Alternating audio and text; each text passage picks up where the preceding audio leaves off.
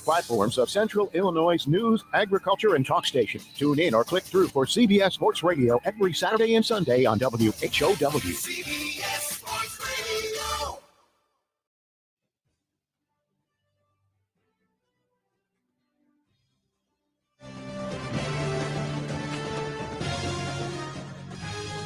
It is 92.3 FM WHOW in DeWitt County, 106.5 FM WHOW in McLean County, 95.9 FM WEZC, and stream live online at DeWittDailyNews.com. Welcome back into our high school football playoff show on this Saturday night as those pairings set to be released here momentarily. Seth Lawrence with you folks tonight, and as those pairings are going to be released, we are glad to have you with us, and we're going to continue talking with coaches around Central Illinois. Joining us in this segment of the program is Coach Nate Finchum, Normal West football coach. Coach Finchum, how are you, sir?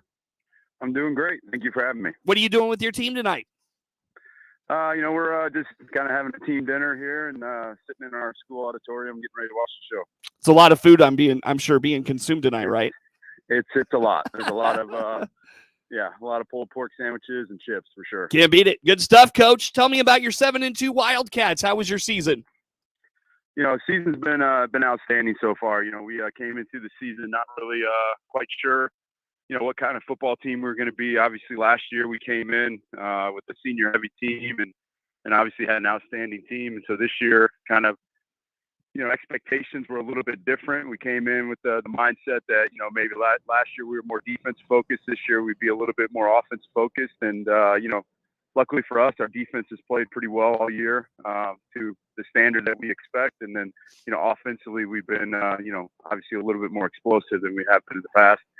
Unfortunately, we didn't do as well as we wanted to in the conference, losing the Normal and Peoria, who are two outstanding football teams. But, we're still 7-2, hopefully having a home playoff game and looking good going forward. You mentioned the losses to Normal Community and Peoria, and I look at the rest of the schedule and I see Champaign Centennial 6-3. You beat them last night.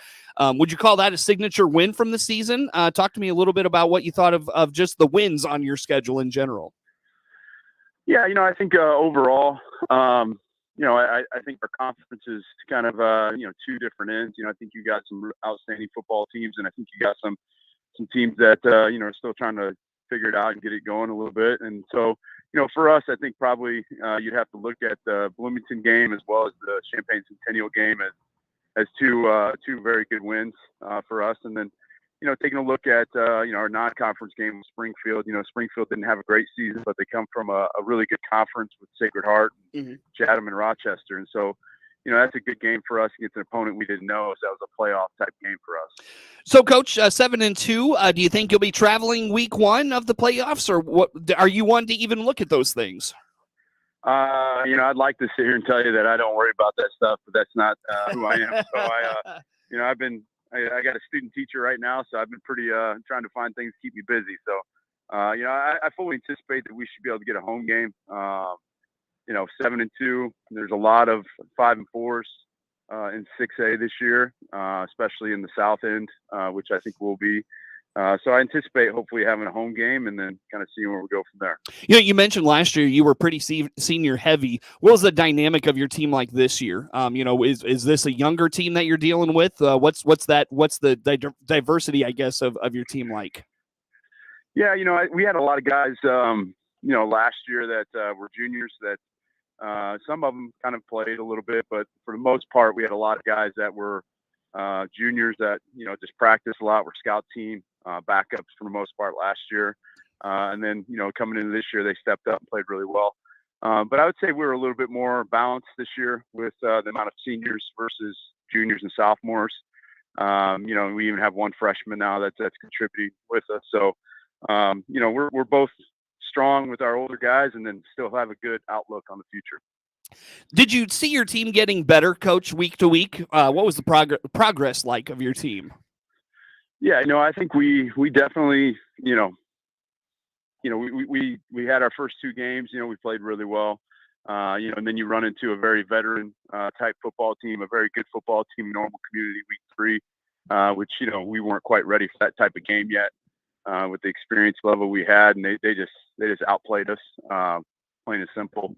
But as the year went on, I think we got definitely a lot better up front, definitely a lot better just scheme and everything that we were trying to implement as a football team as the season went on, just because with experience, it plays a huge part. Sure. Coach, if your team is going to be successful going into the postseason this year, what are you going to have to do well?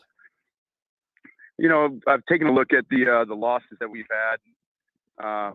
Typically it's due to not being able to stop the run defensively, not getting takeaways. And then obviously for us offensively, it's ball security. I mean, that's plain and simple. I know that's a very simple coach thing to say, but we turn the ball over. Typically it's a lot of unforced errors. So just making the wrong read, trying to force something that we shouldn't be. And so for us, just taking care of the ball, taking the ball away, and then obviously stopping the run game. Those are huge things when you take a look at playoff teams. What have you liked about this team this year? I like that, I didn't really know what to expect, from like a team building perspective. We had such a tight group last year. And so this year we kind of came in with this kind of unknown. And what I've really kind of enjoyed is just kind of the growth of the team from, when I had them in the weight room, obviously in the off season, and the summer, we started to kind of see some glimpses of some, hope and optimism. And then, as we got into the season, just how this team's kind of come together. Because you never know, right? You have some teams that are talented that don't really get along very well, and sometimes you have teams that are not very good but are a close knit group. And so we didn't really know what to expect, but I think that's the thing that I've enjoyed the most is just watching these guys come together and play unselfish and play for each other. That's something that as a coach, those are things that you love to see. And I know you're good friends with Coach Welter over at Monticello, and I get to talk with him every week. And that was one thing he talks about a lot is how close his team is and how much he enjoys being around them. And he told me sometimes those are the teams that surprise you with their success in the postseason. So perhaps that's a good omen for you there, Coach. Hey, I hope so. Anything that we're doing similar to his programs is obviously a good thing. Coach, we appreciate your time as always. Best of luck. We'll be watching for where you're who you're hosting or where you're headed, and we're rooting for you in those playoffs. We appreciate your time. Yeah. Thank you. Thank you for having me. Absolutely. Coach Nate Finchum is the head coach of Normal West, our guest here on our high school football playoff show. And the pairings are starting to roll out. Let's start with Class 2, or let's go to 1A here first. Let's do 1A. We'll start with that. Let me get that pulled up here real fast. The 1A brackets have just been released. 2A is out as well. Let's see. Things are going a touch slow on the IHSA website tonight. A lot of folks want to know where they're headed. All right, here we go. DMAC is a 13 seed in the north bracket of 1A. They will travel to Kewanee Wethersfield in the first round. Other local pairings in Class 1A, GCMS 11-3 in the north bracket. They are headed to Aurora Christian, the 6th seed. Hayworth, we just talked with Coach Nate Albaugh, 7-2. His team is going to host Hardin Calhoun in the first round. Tuscola, out of the Central Illinois Conference, they will travel to Belleville Althoff Catholic in round 1. 8-1 Leroy. We'll talk with BJ Zalesnik here in just a bit. His team will host Villa Grove. Let's see any others. Nokomis will travel to Greenfield Northwestern in the first round. Toledo Cumberland will travel to Casey Westfield in the first round of the 1A playoffs. Class 2A, we're set to be joined by Coach Kevin Brott from Bloomington Central Catholic and his Saints. I just saw them. Where did they end up? This is I didn't load the 2A bracket. This is why. We'll get to that one here in just a moment when the 2A bracket loads up. There we go. All right. Bloomington Central Catholic is the 3 seed in the, looks like the north bracket, and they will host Mendon Unity in the first round. Maroa Forsyth is the 2 seed. They'll host Palos Heights Chicago Christian in the first round of the playoffs. Tri-Valley, we talked with Coach Josh Roop earlier in the hour. His Vikings will host El Paso Gridley in the first round. Enjoy that they get a nice Heart of Illinois team in the first round. Top-seeded Arthur Lovington Atwood Hammond hosts Quincy Notre Dame in the south bracket. Pena travels to Nashville in round 1. Shelbyville, 8-1, they host Trenton West Glen in the first round. Let's see. Auburn, 5-4. They'll travel to Johnston City in the first round of the 2A playoffs.